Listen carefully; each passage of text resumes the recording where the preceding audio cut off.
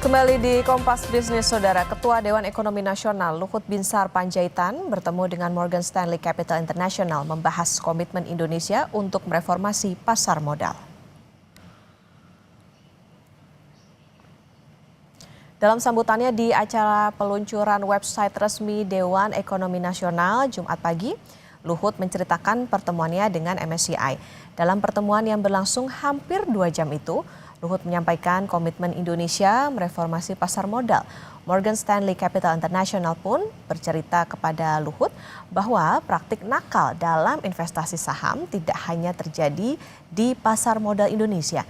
Di India juga sempat terjadi praktik yang serupa. Namun karena reformasi pasar berhasil dilakukan, kini India meraup investasi 60 hingga 70 miliar dolar Amerika Serikat.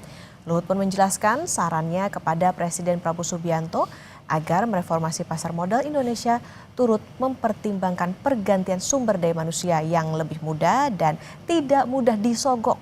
Menurut Luhut, pemanfaatan kecerdasan buatan pun diperlukan agar pasar modal tidak mudah dipermainkan. Kita menyangkut capital market, saya bilang sama dia, kita mau reform. Kita ada usul ke Presiden supaya capital market ini di-reform, manusianya dicari yang muda aja, sekalian cari dari yang muda, yang paham uang, yang sulit untuk disogok-sogok, dan digunakan AI, berbasis AI, supaya makin sulit untuk dipermainkan. Tapi dia juga bilang, sebenarnya bukan hanya di Indonesia aja yang nakal seperti ini. Di mana juga ada India misalnya.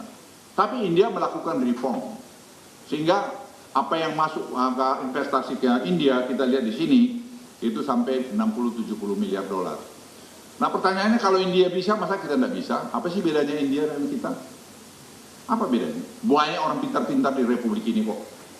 Jadi menurut saya, nanti kami lapor Presiden, kami ingin reform ini, mengusulkan reform ini dilakukan, sehingga kelihatan pemerintah ini lebih transparan.